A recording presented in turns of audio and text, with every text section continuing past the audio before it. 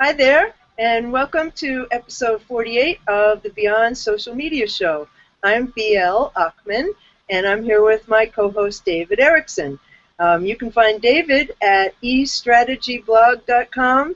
He's D. Erickson on Twitter, and of course you can find both of us on the BeyondSocialMediaShow.com blog, and on YouTube, and on Google+. And you can find me at whatsnextblog.com, and I am at maximum-plus.com for all things Google+, for brands and agencies and educators. And we are going to go through the best and the worst cases in social media in the past week, plus shiny new objects you're going to want to have, and stats you need to know. And it's our tradition for me to start off with the worst of the week. And oh boy, you know, Ann Coulter does not disappoint. She started her very own Twitter campaign to mock the Bring Back Our Girls campaign. And then the internet mocked her right back. And what would we do without Photoshop? Because somebody decided that they would post a picture of Ann Coulter. You just got to look at that face to see what a miserable human being this is. That they posted a picture of her holding a blank sign and said, "Have fun, everybody." And people certainly did. Instead of making fun of Bring Back Our Girls, she has signs that say, "Share if you think I'm an idiot." I adopted all conservative values. Now will you love me, Daddy? Bring back lime Skittles. I do mock efforts to save kidnapped girls, and so on, and it went on and on and on. And you know, you just have to wonder what is wrong with this woman. I mean, how pathetic. Well, I mean, one of the other ones that was photoshopped into the sheet that she's holding is my biggest fan with an arrow pointing up towards her, right? Exactly. That's her whole story. She's the media hound. She's interested in herself and gaining publicity for herself, and anything that she can do will do that, and she's done that in this case. But, you know, is there nothing we can agree on in this country? Is it, you know, is it so horrible to you can argue about the merits of Slacktivism and everything, right? But to mock an effort to do something, however minor, for saving some kidnapped girls, you're really going to go there? No, she's a sick puppy. I mean, you know, it's just sad. Then, speaking of mocking, Ogilvy in India, I don't know what is wrong with them. This is not the first time we've met up with them doing something in the worst category. And they decided to use Malala, who was shot in the head by the Taliban as she was riding to school on her school bus. They used her as fodder for a print ad for a mattress company called Curl-On, and their slogan is "Bounce Back." So they had this cartoon, and it starts out with her with a rifle pointing at her head, and then it goes through various phases of her being, you know, shot and having, you know, tubes in her arms, and then she hits the mattress and she bounces back up, and at the top of the bounce back she gets the Nobel Prize. Hello? And I mean, it's just so sick. And clearly they were aware of the ads because they apologized for them. Ogilvy said, "We'd like to apologize to Malala Yousafzai and her family. Our official statement can be found here." And their official statement said, "We deeply regret this incident, and we want to personally apologize to Malala and her family. We're investigating how our standards were compromised in this case, and will take whatever corrective action is necessary. In addition, we've launched a thorough review of our approval and oversight process across our global network to ensure that our standards are never compromised again." And they also created ads that showed Gandhi being thrown from a moving train and then bouncing back to become the leader of the Indian independence movement and world peace. And then there's one of Steve Jobs being booted out the door, and he bounces back in his black turtleneck, and you see him at the top of the bounce with a MacBook Pro. And, you know, that's pathetic. Yeah, it strikes me that the concept is sound. The idea of a comeback story, everybody loves a comeback story, right? But the execution clearly is not sound. And, you know, I mean, you can look at your oversight process and everything, but what it comes down to is sound judgment. And I wonder how much of this is affected by cultural differences if the decisions are made in India, where views of females are a lot different than they are here, right? I guess that's one excuse. May not have been as offensive to them as it is to, you know, the rest of us. So I don't know, but clearly, you know, it just comes down to sound judgment. Well, I mean, in their favor, at least they cop to it, you know. I mean, most of the time the agency says, ooh, we didn't do that, you know. Somebody did that without our knowledge. Well, at least they admitted that they did it, or that they knew about it. I mean, that, you know, is a step in the right direction, but, you know, not doing it would be the step that needs to be taken. I mean, it's pathetic. Pathetic. Yeah. So I have one more, and I'm sad about this one. You know, a few weeks ago, Burger King brought back the Subservient Chicken, and he was one of the greatest internet sensations of all times. I mean, pre-Twitter, pre-Facebook for everybody, pre-social media in general. The Subservient Chicken got 1 billion views, and so in honor of his 10th anniversary, they brought back his image, and they did a video about what he'd been doing, and he had like this Rocky-like comeback and redemption, and that video got 6 million views in a week, and then it's gone. Go Google it. Nobody said anything about it since then, and I never thought it was going to sell any chicken, but I thought it might get people talking, and if there was a point, I kind of missed it. Well, this is sort of symptomatic of sort of an advertising mentality, right? It's a campaign. It starts and it ends. Yeah, and, exactly. Exactly. With with our infrastructure of communications in place now, you can extend it and you can make it go on forever if you're good enough. And you know, so I'm not a big fan of sort of campaigns and campaigns that like that just sort of end, but. There you go. Well, it's all about integration, and it's all about, you know, having a point. You have to have a point. Yeah. Yeah. And you can't, you know, I mean, Seth Godin's one sentence still is the best summation of the whole thing. You can't just tell people what you want to tell them. You have to tell them what they want to hear.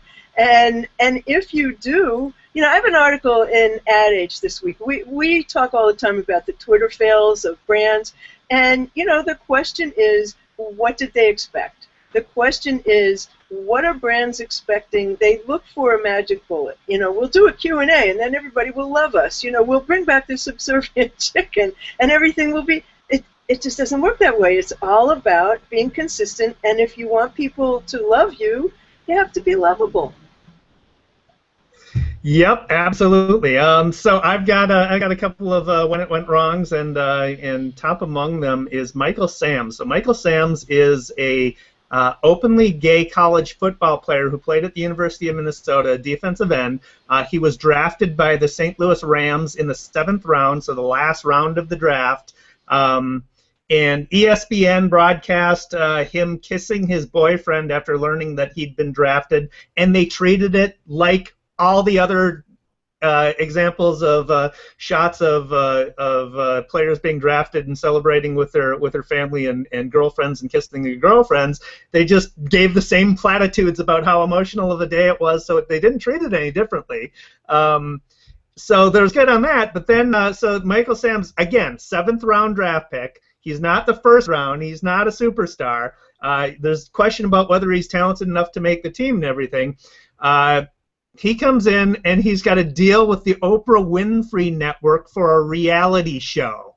Okay? So I understand there's a historical significance here. It's nice that we've acknowledged that actually gay people do play football.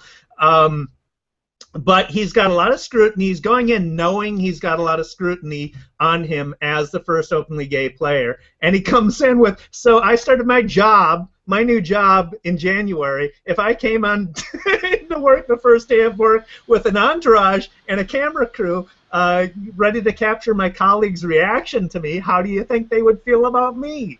Right? They've since put the reality show. You didn't have your entourage, Dave? I don't have an entourage. But you know, sort of a poor move on Michael Sam's point. I wish him the best. I hope he succeeds. But at this point, he has earned nothing, right? You have to earn your place on the field. You have to earn your place on the roster, and to come in with that is sort of communications disaster, I think. So, good luck with Michael Sam. This is a good move to put it on hold for now. What will the reality show cover? His life as a gay football player? I assume it's going to cover his, in training. So there was a show. HBO has a show called Hard Knocks, which goes into a team's locker room and basically is a documentary from the beginning of training camp till the beginning of the season, who gets cut and doesn't. I imagine it's something like that, except it's all focused on Michael Sam's and his journey. So I don't know exactly what the details are, but that's what I imagine what it is. I agree with you that he might have waited a week. Because it also, like I said, he's earned nothing so far. It makes him look like, rather than just a guy who's trying to make the team, a guy who's out for the spotlight and out for himself, right? And in a team mentality and a NFL locker room, that's not going to play. So. I'm quite sure that his teammates would all like, to have Oprah Winfrey following them around with cameras. So I'm sure that did not go over well, and probably, isn't going to be very interesting either. That's the other part of it. Wow, good point. Good point. Yep. Yeah. So another fail this week was the Weather Channel. So last Monday, Joel Burns was a Fort Worth, Texas city councilman, and he's an advocate for LGBT rights and has spoken out against bullying. He took to Twitter to complain about the Weather Channel's app, which uses photos of Dallas, Texas, when displaying weather information for Fort Worth, Texas, right? So it's just inaccurate photos, and he was annoyed with that, and I guess I would be too if it was my city. He complained about it on Twitter, threatened to, and then did delete the app from his phone in protest after not hearing back from the Weather Channel. The Weather Channel eventually responded with, "Sorry to see you go. Good luck on ending bullying." Okay, so predictably, a Twitter storm ensued with criticism of the Weather Channel for their snarky response, and people posting photos of themselves in Fort Worth with the hashtag "This is Fort Worth."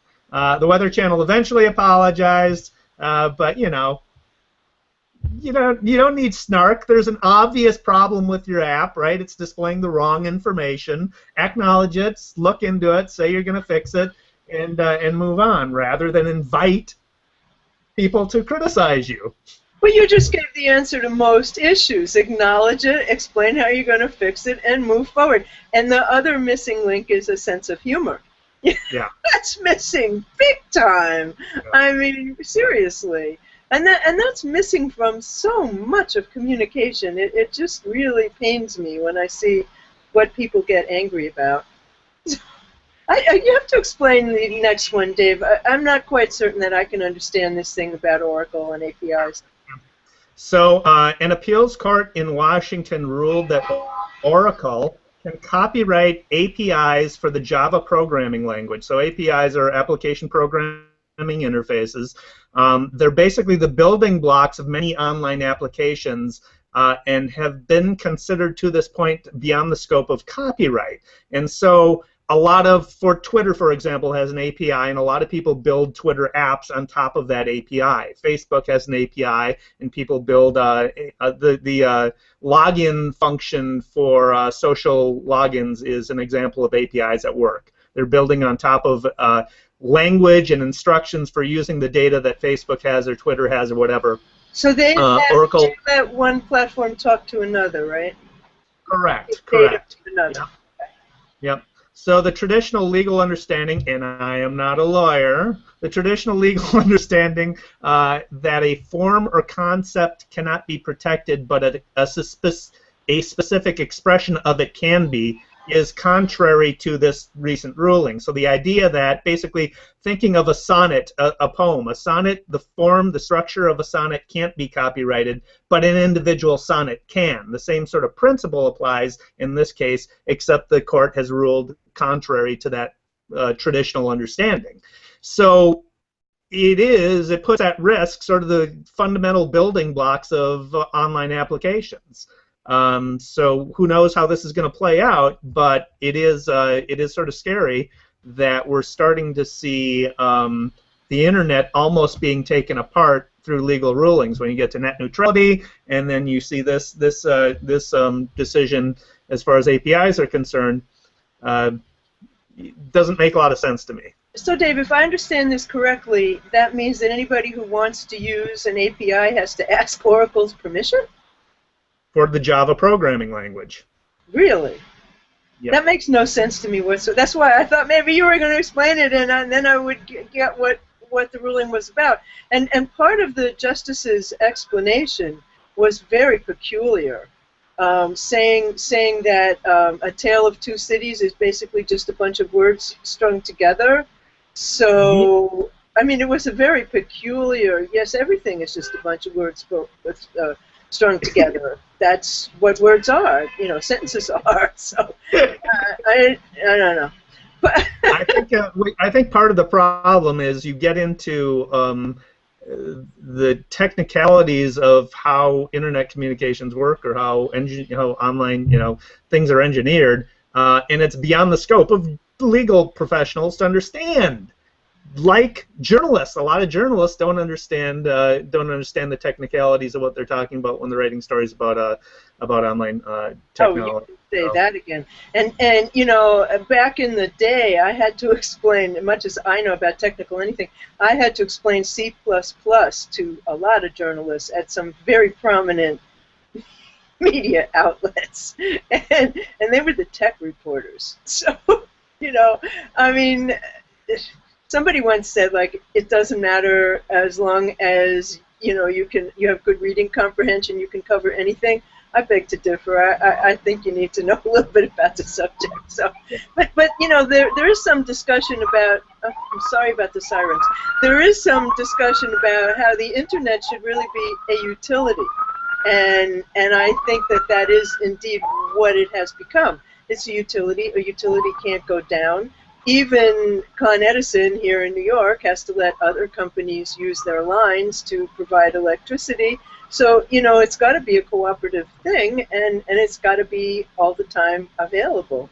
And we're not there by any means. No, and that's what is sort of scary about where it seems the FCC is going with their net neutrality. I mean, I am in favor of net neutrality, but they've sort of left an opening for the ability to have fast lanes and slow lanes.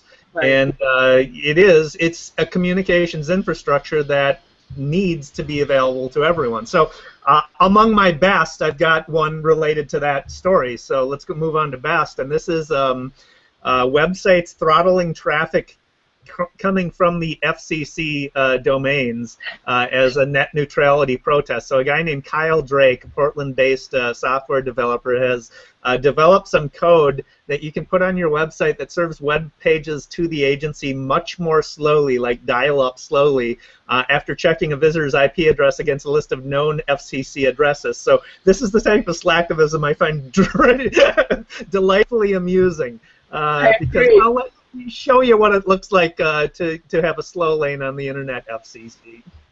I agree, and I hope more people are going to do more things like that. On the good side of things, nobody really seems to understand an awful lot about what bitcoins are, but Dogecoin is having a competition, and Team Phoenicia and RevUp Render Launch are having this competition about a Lunar Iditarod micro-moon rover competition. And To the Moon is a slogan that resonates in the Dogecoin community, and it's now going to become a real-life event. So Team Phoenicia and RevUp Render have joined forces, and they're going to roll out this challenge. And it's fueled by Dogecoin digital currency, which is similar to Bitcoin. And there's going to be a three-way race to the moon, racing mini moon rovers the size of smartphones. And it makes no sense at all, but it's lots of fun. It's going to unfold in several stages over the next year and a half. And you can go to Lunar Iditarod.revuprender.com to see the competition. It's just like incredibly silly and makes about as much sense as Bitcoins make to most people, you know. Well, there you go. I don't understand anything of what that was all about. Is that are they actually building are they actually building crafts that are going to go to the moon, spaceships that are going to go to the moon? Is that Not the clear. idea? They haven't really made clear what it is they're going to do other than that they're having this competition, and it's going to be fun. Bitcoin's problem is just what we discussed here. Nobody understands it. I have no clue what that's about. Nobody understands it, and every time you ask for a clear explanation, you get something like what I just said. Exactly. Yep. Oh my God. But here's one that really did work this week. A1 Steak Sauce changed its name, and they did it with a Facebook video. They're changing their name to A1 Sauce, and instead of just going with steak, now this is a CP+B campaign, and so it starts out in a relationship on its Facebook page. It's in a relationship with steak, but then it says it wants to see other foods, and it starts to accept friend requests from salmon and broccoli and lobster and bacon, and this makes its relationship with steak move to it's complicated, and in the end, in the end, they're friends again, and A1 announces it's got a life event, and it says, I'm changing my label. It's just adorable, and it has 155,000 likes already, and it's Facebook/A1, and it's worth a look because it's really adorable, and, you know, just with a light hand and a sense of humor, just my kind of thing. So I don't know if that's going to make me put A1 sauce on anything, but it might make a lot of people think about it. And the other thing that happened that's coming up in August, actually, but that was just announced, is that Smokey Bear is turning 70. And by the way, there's no "the" in Smokey Bear. Everybody always says Smokey the Bear. It's Smokey Bear. And he was created by the government, the United States government, in 1944 to deliver his anti-forest message, which was one line, only you can prevent forest fires. And then he evolved to say only you can prevent brush fires and only you can prevent, I don't know what other kind of fires. And so he's now the only bear, apparently, on LinkedIn. He has a profile. You can connect with him. I've done that. So when he turns 70 in August, Internet people will be able to wish him a happy birthday on social media, and he'll tweet back to them to say thank you. And, you know, he had one line of speech for the first 6.5 decades of his life, and he's still around, and he's still viable. And I call that a best of communications campaign. That's great. That's great. I fondly remember Smokey Bear. Didn't realize I couldn't use "the" as a kid, and I always thought he was a creature of the '70s. I didn't realize that he was created in 1944. But yeah, a very good campaign, and still it's a moment of nostalgia here for me. It is. It really is. It's kind of a sweet thing. So I think that brings us now to shiny new objects. And I have one that you won't like. Being the big Glass fan that you are, there's a new keyboard app for Google Glass that lets you type with your head. And really that makes a lot of sense. But I knew you wouldn't like it, and I'm afraid to ask if you ever got your Google Glass fixed. I'm going to look into it this weekend. I actually have some time. I'm taking a couple of days off work, so I'm going to investigate and see if I can get that resolved. But this app does make a lot of sense. I'm sort of skeptical about whether it actually will work very well because the head motion sensing doesn't seem to work very well on Google Glass anyway. So we'll see. We'll see, but I mean that really has some very important applications. And another thing that I saw this week about Glass that I thought was pretty remarkable was a surgeon who wears them during surgery to keep the patient's x-ray in his view as he's operating so that he knows what he's doing. You know, and I'm sure they're on the wall in most operating rooms, but being right in front of your face, I suppose, is a better connection. Absolutely. So, yeah. So you've got a couple of goodies. I do. Short but sweet. Pinterest is testing a Q&A feature, which I hope succeeds. So you can ask questions of people who pin content on Pinterest, and if it turns into, I was very enthusiastic about the possibilities for Quora, because the expert positioning opportunities there for the Q&A format are great, but Quora didn't really seem to take off that well, and I'd love to see how Pinterest deals with the Q&A feature and whether it works, whether it takes off or not. I'm rooting for it, so we'll see. The difference is that Pinterest really has a foothold and it has millions of users, and Quora did not, and never seemed to gain that foothold. So the chance is better for Pinterest Q&A format, and it appears also from what I've read that Pinterest advertising is doing well for brands. Very good, very good. So my other one is a feature that Twitter is introducing, the mute button. So now you'll be able to, without unfollowing somebody, you'll be able to mute their tweets and unmute their tweets. So people who follow me on Sundays during the NFL season and don't want to hear about the Vikings can mute me. I don't encourage it, but you can, if you want to, mute me during Vikings game and not hear about all my Vikings tweets. So. I'm glad we can get you back after the game is over, Dave. That makes me happy. So finally, let's wrap it up with the daily numbers, and I've got one big set of numbers here. The Internet of Things will mushroom by 2025. In 2013, there were 13 billion Internet-connected devices, and that number will soar to 50 billion in 2020, according to Cisco Systems. So our future is connected devices everywhere, and I don't know exactly how that's going to change things, but I think it'll profoundly change things. That, along with 3D printing, the future looks interesting. To say the least, you know. I mean, the future of 3D printing is just in my opinion, a completely remarkable turn of events. And as the technology gets faster and cheaper, and you don't have to spend 3 hours waiting for your plastic bracelet to print, you know, and as there's one in every home, the way that there now is a laser printer in every home or an inkjet printer in every home, as everybody has them and people think of more and more things to do with them, it's just going to get better and better. And the same thing with the Internet of Things. I mean, you know, the idea that you can go out and change the temperature in your house from your phone and all those things that a long time ago were science fiction. Pretty cool. Right. Well, I mean, with 3D printing, you've got the democratization of means of production, really, you know, of manufacturing. And then with the Internet of Things, we are going to be seeing, if you thought we had big data now, wait for this to take hold, because all of a sudden we're going to have sensing devices everywhere, so that bridges, Minneapolis bridges, might not collapse because we'll know beforehand that they're under too much stress and be able to fix it before that happens. Tons of that one.